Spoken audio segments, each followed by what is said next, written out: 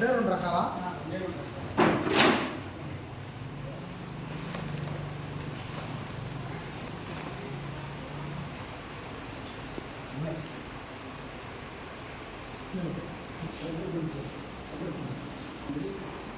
యేసు ప్రభు నామమున స్తోత్రములు స్తుతులు చెల్లిస్తాం.